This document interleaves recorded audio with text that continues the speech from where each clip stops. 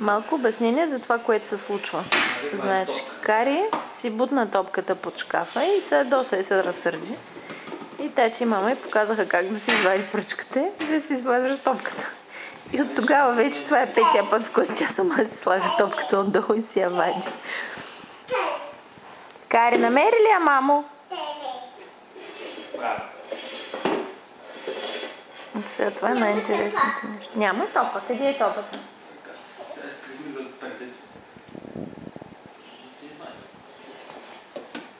Къде е топка?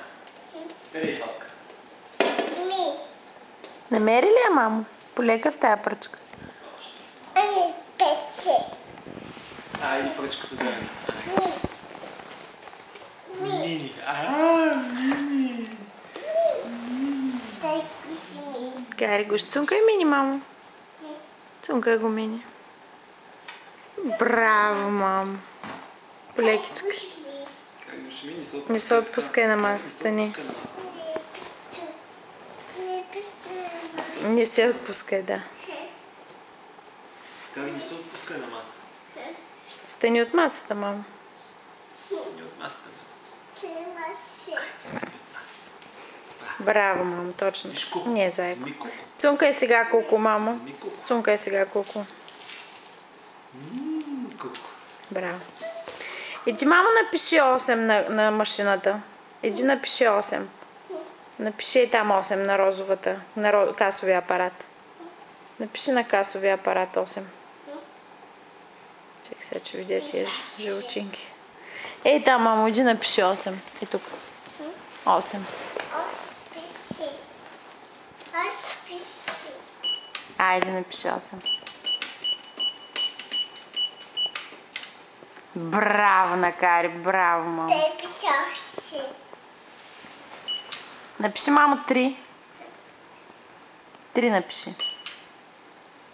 3. 3. Не, това е 2, мамо, не е 3. Това е 3. Това е 2. Напиши 3. 3 напиши. 3.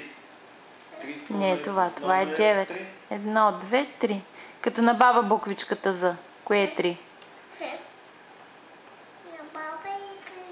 Точно така е 3. Ето, това е 3.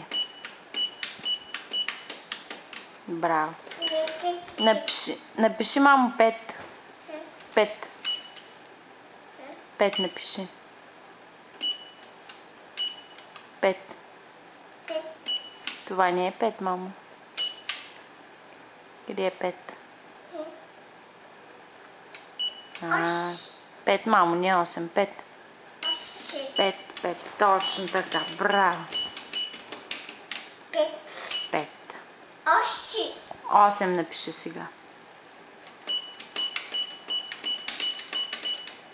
Браво. Напиши 9, мамо. 9. Браво. Знаеш го, пък не ще да го казваш. 6 напиши, хайде, да. Браво. Браво, Накари.